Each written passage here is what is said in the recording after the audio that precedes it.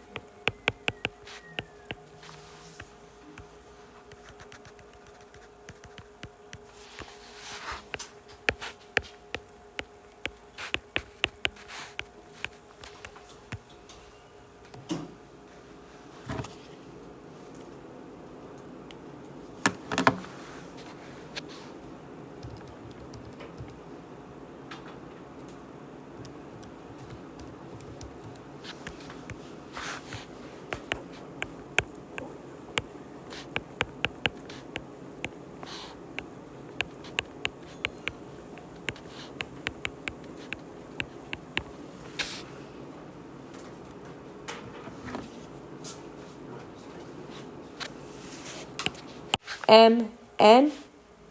I'm starting with atoms of Mn and I'm going to mass. So mass means I'm solving for grams, right? Okay, so let's start with what we know.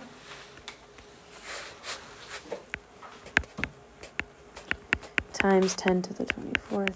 And why does it say atoms instead of molecules? It's a single element. That's exactly right. It does not change the way we solve anything. We still use Avogadro's number for that.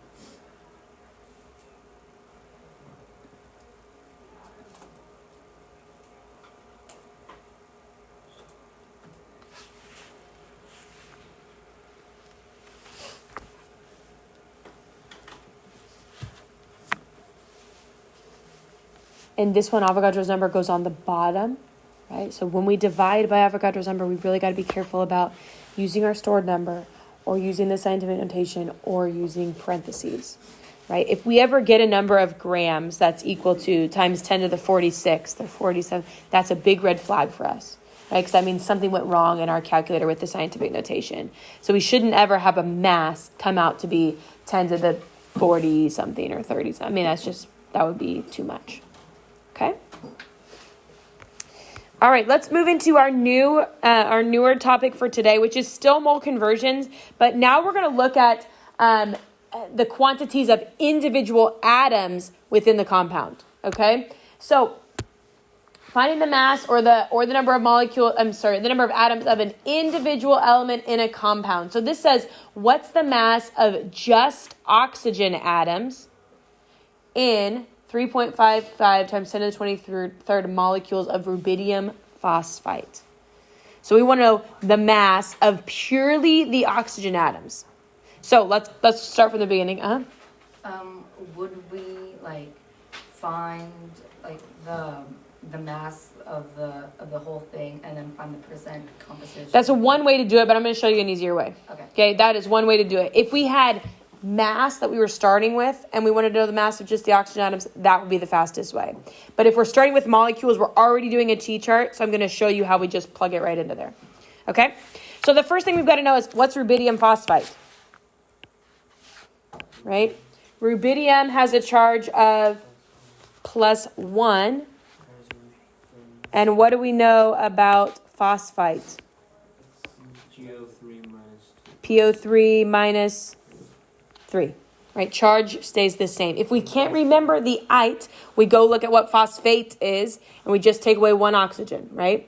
So rubidium phosphite has to have a compound then, or a formula of RB3PO3, right?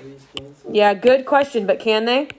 No, because there's No, that phosphate. because phosphite that's part of phosphite's identity is that it has 3 oxygens. So you can think of the parentheses around there, but we don't include them if there's only 1 phosphite. Okay, so RB3PO3. So I want you to just answer this question for me before we even get started on this. If I have 1 molecule of this compound, how many oxygen atoms do I have? 3. 3. So if I have 1 mole of this compound, how many moles of oxygen atoms would I have? Number times 3. How many moles, right? If I have 1 mole of oxygen of this compound, I would have 3 moles of oxygen atoms. Okay, so that's the relationship we need to think about as we walk through this. Okay, so let's just start from the beginning. I know I've got 4.55 times 10 to the 23rd. Sorry, it zoomed in here. 23rd molecules of, I'm going to start there, RB3PO3. I'm going to make my chart. I want to know the mass of the individual oxygen atoms. So I'm going to walk through my chart just like normal. And I'm going to get rid of molecules of my compound and go to moles. Remember, I can't make any switches. I can't make any comparisons between the part and the whole unless it's in moles. Okay, I have to make comparisons between 2 different things, right? A compound and an element, a compound and a compound, whatever it is. I have to make the comparison in moles. So my path here is going to be to go molecules of my compound to moles of my compound, to moles of pure oxygen to grams of pure oxygen. I'm making a switch in the middle here. Okay, so let's just go ahead and plug in our numbers as we are right here. So I have Avogadro's number worth of molecules in 1 mole of my compound. Now I'm going to get rid of moles of my compound, RB3PO3, and go to moles of purely oxygen, right? This step right here, in which we make a change of what we're examining, right? We go from our compound to our part. This is called the mole ratio step. Okay, we're looking at the ratio between 1 mole of my compound and we said 3 moles of oxygen. So the mole ratio step, when we're comparing 2 different types of compounds, that's the only place where the mole doesn't necessarily get the 1.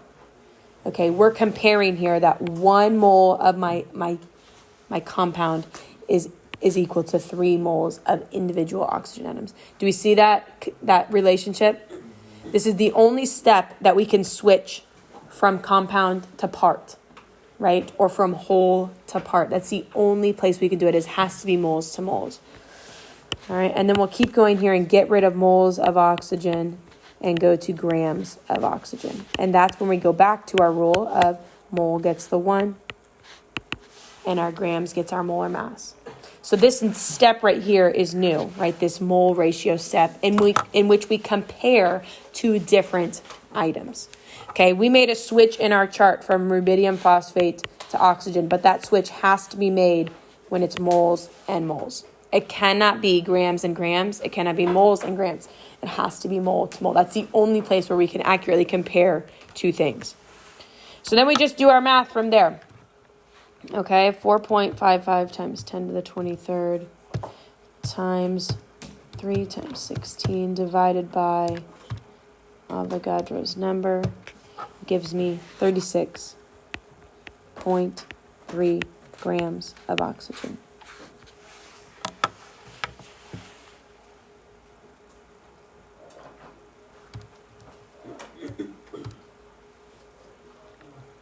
Now, if we wanted to, we could have gone about this a different way. We could have found the number of grams of our total substance of rubidium phosphate and then done a percent composition off of that. That would have worked fine too. But since we're already in the chart, that's why I went ahead and looked for it, right? But that's a preference. So if you can configure your way to an answer in a different format, fine with me. Okay, but if we're starting in molecules, I think it's simplest to just do a one T-chart and make it happen there. If you were to start in grams of our compound, you could have gone in a percent composition problem and found our grams of our part that way too. Okay, so however you want to work your way to the final answer is fine with me. You can use a lot of problem solving to get from point A to point B. Okay, but here's the way I think works best, especially when we have to use Avogadro's number. Okay? All right. Why don't you try this last one on your own here? We're starting with grams of copper 2 carbonate, and we want to know how many carbon atoms are found. Right, so I'd probably encourage you to do a T-chart here because we're going from grams to atoms, but I'm going to leave it up to you. Okay, I'm going to give you a few minutes head start, and then I'll put up my work on the board here, and we can compare.